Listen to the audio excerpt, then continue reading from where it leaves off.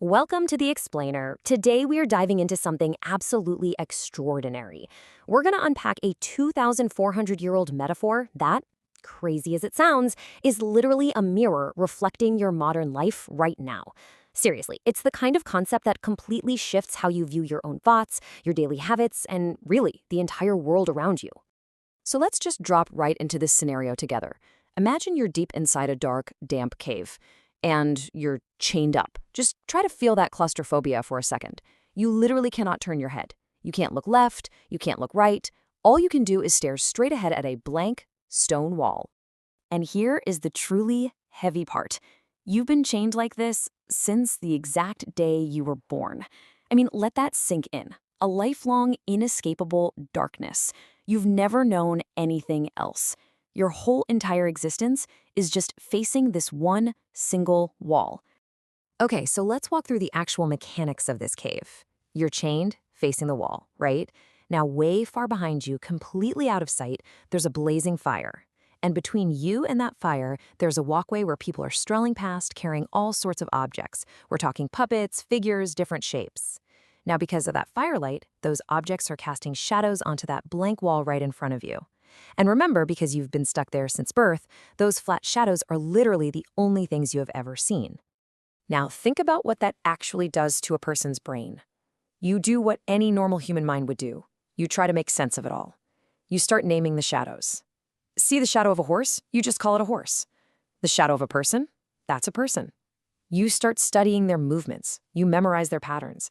And inevitably, you build this entire complex understanding of reality based purely on these gray silhouettes. You essentially become an absolute expert in a totally fake world.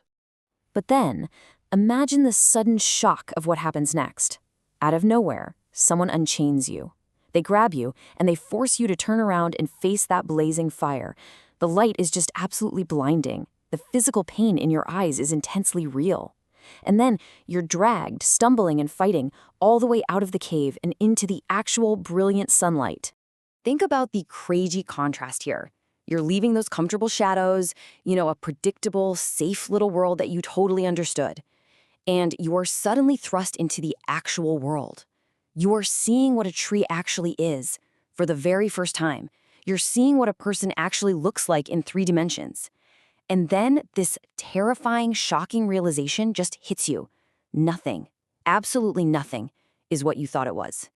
Now, what we're talking about here is Plato's famous allegory of the cave. But I need to be incredibly clear about something right off the bat. This is not just some dusty old philosophical thought experiment about prisoners and shadows. Guys, this is a story about you. It's about you right now, today, listening to this explainer.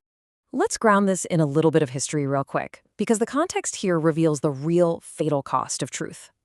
Plato was born in ancient Athens around 428 BC, and he was a student of Socrates. Now, Socrates was this brilliant guy who taught by just relentlessly asking questions. But spoiler alert, Athens really didn't like Socrates' questions. In fact, they executed him for the crime of, basically, clear thinking. And it was right after watching his beloved teacher die that Plato actually wrote this allegory. You see, watching Socrates die fundamentally changed Plato. It completely flipped a switch. He spent the rest of his life obsessed with one single question. What is actually, genuinely true?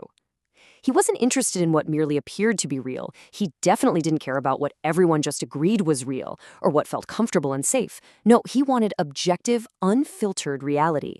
Because Plato fully believed that most people, exactly like those chained prisoners, just sit in the dark for their entire lives, mistaking appearances for reality. And honestly, think about how often this happens to us. How often do we mistake our own deeply ingrained habits for our actual character, or treat our passing random assumptions as if they're concrete facts? We blindly accept our culture's stories as universal truths, and we constantly mistake our fleeting emotions for objective reality. We're literally sitting in the dark studying shadows. But here is the truly fascinating detail in the allegory that most people completely miss. Once the prisoner is led outside, once they've seen the actual sun, and finally understand what reality actually is, they go back. They voluntarily return to that dark cave to tell the others the truth. And how do you think the people still chained up in the dark react? Well, it's definitely not a happy reunion. They actually laugh at the returning traveler. Because the traveler's eyes haven't adjusted back to the pitch black yet, the prisoners claim that going outside actually ruined their eyesight. They insist that the shadows are perfectly fine. They understand the shadows, so why on earth would they want anything else? And eventually, the hostility really grows, and they threaten the one who sees clearly. Basically, the person who threatens at comfortable dark is always misunderstood, dismissed, and ultimately attacked. Which brings us to your personal cave. Let's bring this into your actual life. So the absolutely crucial point here is figuring out how to identify these illusions in your own day-to-day. They might be those beliefs you inherited from your family that you've just never actually stopped to examine. Or maybe they're assumptions about your own capabilities, what you deserve or who you fundamentally are. Assumptions handed down by people who, let's be honest, were probably also just sitting in their own caves.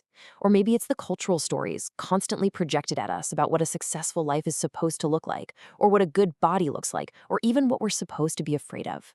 And this brilliantly illustrates the core conflict of our lives. On one hand, you have the shadows, and hey, they aren't necessarily 100% wrong, but they are still just someone else's projection. And then, on the other hand, you have the genuine article, the actual thing itself. The real tragedy is that we study these inherited beliefs and these performative identities for so long, and we defend them so fiercely that we completely mistake them for the actual genuine truth. Which brings us to Plato's ultimate challenge for you. And I'm asking you this directly right now. When did you last turn around? Seriously, when was the last time you looked at something you fiercely assumed was true about yourself or about the world and genuinely questioned if it was the actual thing itself or if it was just a shadow on a wall? The Greeks actually had a specific word for this exact process, Periagoge.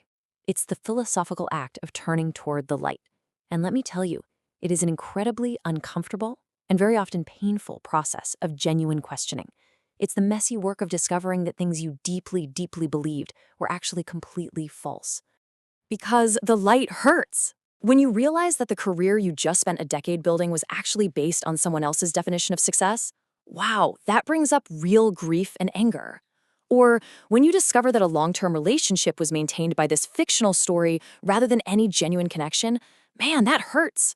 Realizing that your entire identity, the smart one, the tough one, the one who never needs help, was just a performance, that kind of seeing is a really profound type of loss. Because the shadows were comfortable. They felt like home.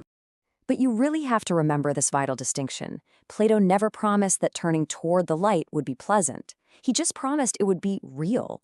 And a painful reality is infinitely more valuable and ultimately way more liberating than staying stuck in some comfortable, cozy little illusion. And never forget the actual stakes of this allegory. This entire story is written as a dialogue spoken by Socrates. This is a man who was literally killed by his own society just because he kept pointing people toward that uncomfortable light. He was murdered by people who vastly preferred the familiar, easy shadows of their cultural mirror. Plato is showing us exactly what it costs to see clearly and why it is absolutely 100% worth the cost anyway. So what do we actually do with all this? Look, the allegory isn't demanding that you quit your job and become a full-time philosopher, and it definitely isn't asking you to cynically reject every single thing you've ever believed.